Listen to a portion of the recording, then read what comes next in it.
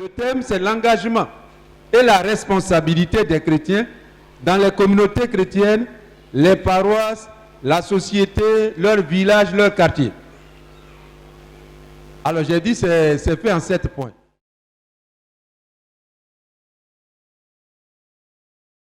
Le premier point, c'est les chrétiens ont reçu le salut de Dieu et sont appelés à travailler pour le posséder totalement. Philippiens chapitre 2, versets 12 à 15.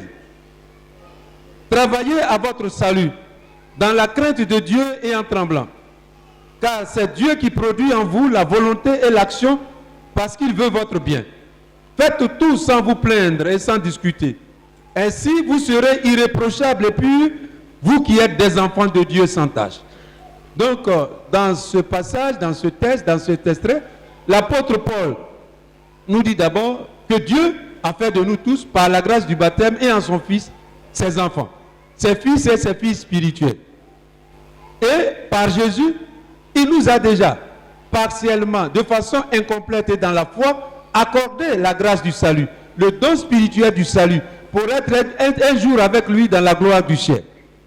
Cependant, ce don du salut qui vient de Dieu, chaque baptisé et tous les baptisés doivent travailler avec Dieu, doivent collaborer avec Dieu pour obtenir totalement, complètement et définitivement ce bonheur éternel de Dieu. Donc vous comprenez que dans la foi sur la terre, le don du salut n'est pas encore achevé, ce n'est pas encore terminé. Et chaque chrétien, toutes les communautés chrétiennes doivent collaborer. Par exemple, vous êtes venu ce matin à la messe, voilà, vous collaborez avec Dieu à votre salut. Quand vous priez, vous collaborez avec Dieu à votre salut. Vous aidez Dieu à vous sauver complètement. C'est ça que ça veut dire. Et donc, il y a ce que Dieu fait dans notre vie, mais il y a ce que Dieu nous demande de faire pour nous-mêmes et pour les autres, pour que le monde soit sauvé. Voilà. Il y a ce que Dieu y fait, il a décidé de faire, mais il y a ce que Dieu, lui, il demande à chaque baptisé, à chaque croyant, de faire pour lui-même et de faire pour les autres, pour que le monde soit sauvé. Alors, comment un chrétien ou une communauté chrétienne doit travailler à son salut ou au salut du monde? Comment? De façon concrète. D'abord, en écoutant la parole de Dieu, en croyant à la parole de Dieu et en obéissant à la parole de Dieu. C'est pourquoi l'évangéliste Matthieu dit au chapitre 7, verset 21, « Il ne suffit pas de me dire « Seigneur, Seigneur », il écrit, « Pour entrer dans le royaume de Dieu », c'est Jésus qui parle, « Il faut faire la volonté de mon Père qui est aux cieux. » Donc, une des manières essentielles, une des voies du salut, c'est écouter la parole de Dieu. La parole de Dieu, parole de notre salut. C'est la parole de Dieu entendue, méditée, vécue, qui nous fait progresser sur le chemin du salut, qui nous fait avancer sur le chemin du salut. Donc, la parole de Dieu est une des voies spirituelles du salut de Dieu. La parole de Dieu, l'évangile de Christ. Deuxième manière, deuxième moyen spirituel pour les baptisés, pour les croyants de travailler à leur salut, c'est la prière. Prier. Jésus nous a dit, veillez et priez. Matthieu 26, 41. Donc la prière, quand vous priez, c'est en fait, vous permettez à Dieu de travailler en vous pour vous sauver. Souvent, je dis que je compare la prière à une échelle. L'échelle, souvent, quand on peut pas, quand quelque chose est haut, on met l'échelle et puis on grimpe pour voir. Donc j'ai dit, l'échelle, la prière, c'est comme l'échelle que nous mettons entre nous et Dieu. Et qui facilite la descente de Dieu dans notre vie pour agir pour nous. Donc celui qui ne prie pas, il complique la tâche de Dieu. Il complique le travail de Dieu. Dieu veut le sauver, mais Dieu met beaucoup plus de temps. Mais plus tu pries, et plus Dieu travaille dans ta vie. Plus Dieu se manifeste dans ta vie. Plus Dieu agit dans ta vie. Donc Jésus lui-même a prié. Les prophètes ont prié. Et tous les chrétiens sont appelés à prier. Donc ce n'est pas facultatif. Ce n'est pas celui qui veut prier, celui qui... Non. Si tu es sur la voie du salut, la prière fait partie des moyens pour progresser dans le salut.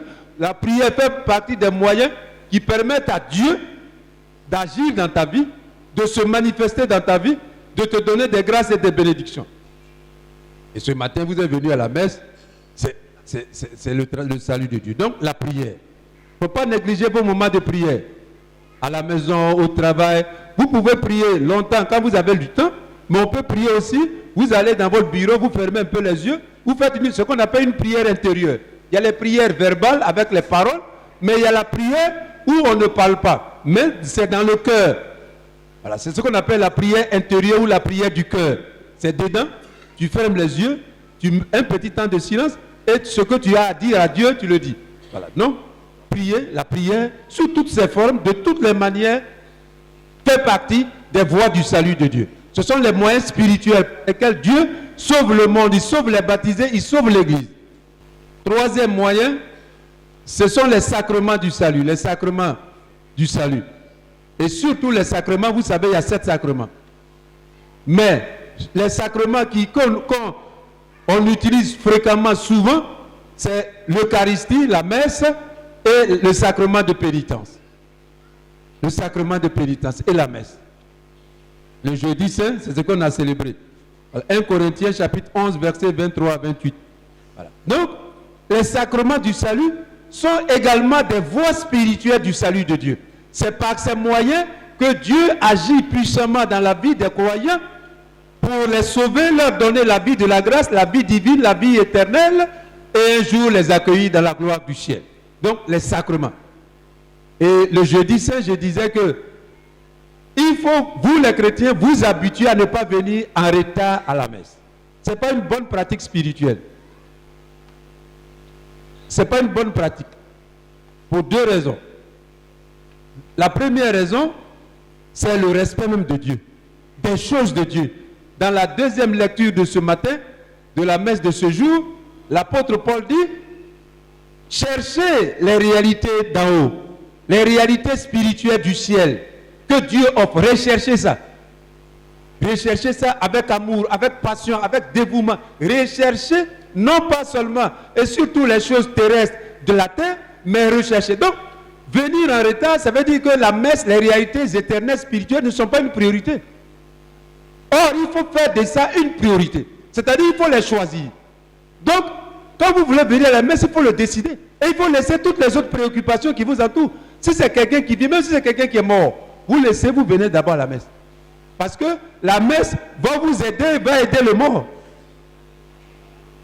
Donc, ne vous donnez pas des raisons pour ne pas venir. Sauf si vous êtes gravement malade, voilà, ou vous êtes en voyage, vous êtes dans un lieu où il n'y a pas la messe, là, oui. Mais vous venez à la messe, vous venez en retard, ce n'est pas la peine. Oui, spirituellement, ce n'est pas valable. Parce que ça veut dire que vous négligez les choses de Dieu. Vous négligez les choses de Dieu. Alors, il ne faut pas les négliger. Il faut les prendre au sérieux. C'est ça l'essentiel. C'est ce que je veux dire ce matin. L'essentiel. L'essentiel, c'est ça. C'est Dieu et l'action de Dieu dans notre vie. C'est ça qui est l'essentiel de notre vie. Quand on est chrétien, quand on est baptisé, quand on est disciple de Jésus, Dieu et l'action de Dieu, la présence de Dieu, la vie de Dieu. Oui, c'est ça qui est l'essentiel. C'est ça qui constitue la priorité. C'est ça qui doit être à la première place.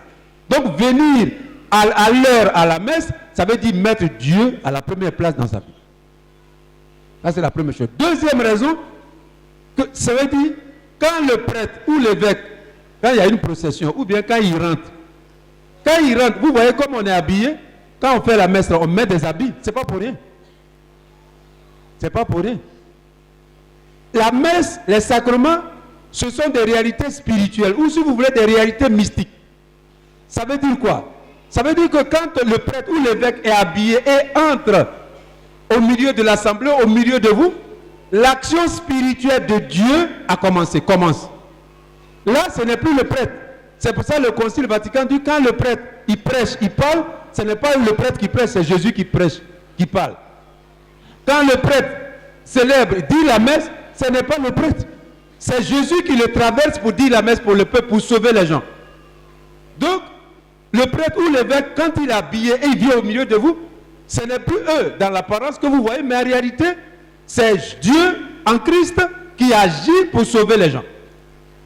Donc, de même aussi, c'est seulement quand le prêtre quitte l'assemblée que l'action sacramentelle spirituelle de Dieu en Christ prend fin. Alors, si vous venez en retard, pendant que le prêtre, lui, il a déjà commencé, ou bien vous sortez avant l'affaire, avant que le Père ne quitte l'assemblée. Non, vous appauvrissez l'action de Dieu dans votre vie. Vous l'appauvrissez, vous limitez Dieu dans votre vie. C'est pour ça que je disais jeudi, c'est qu'il faut choisir de venir à la messe. Ça se choisit. Comme tu choisis d'aller en voyage, tu as une priorité, tu as quelque chose, un problème qui te préoccupe, tu choisis d'aller à l'hôpital parce que tu sais que si tu ne vas pas, tu vas mourir. Oui, la messe aussi, c'est un choix de vie et de vie éternelle, de salut. Donc tu choisis, tu dis je m'en vais à la messe. Ça là, on va parler de ça après. Ça n'a qu'à attendre. Je reviens. C'est ça qu'il faut dire à vos parents, à vos amis, à vos maris, à vos enfants, à tous ceux qui vous fréquentent. Quand il est l'heure et le jour du saint sacrifice de la messe, du repas du Seigneur, ça devient une priorité dans la vie des baptisés. Une priorité. Si ce n'est pas une priorité, vous banalisez Dieu. Vous ne prenez pas Dieu au sérieux, vous le négligez. Sinon, qu'est-ce qui est plus important dans votre vie que Dieu? Que Jésus et la grâce du Seigneur. Qu'est-ce qui est plus important? Même l'argent que vous cherchez là. Vous allez mourir, vous allez laisser ceci. Vous partez dimanche, il y a des gens qui vont au commerce, ils disent, mais si tu es là-bas en train de faire vendre à quelqu'un ou bien quoi, et puis Dieu siffle là-bas sur toi, c'est fini, c'est fini. Tu fais comment? L'argent qu'on cherche, tout ça qu'on cherche, si Dieu n'est pas dedans, non. Ça ne va pas loin. Ça va tourner court dans ta vie. C'est les autres qui vont bouffer ton argent pour rien. Tu te seras fatigué pour rien. Dieu à la première place. Dieu à la première place. Quand il s'agit de venir célébrer l'Eucharistie, les mystères du Seigneur, nous tous, nous devons faire de ça une priorité des priorités. Il n'y a rien qui doit prendre la première place.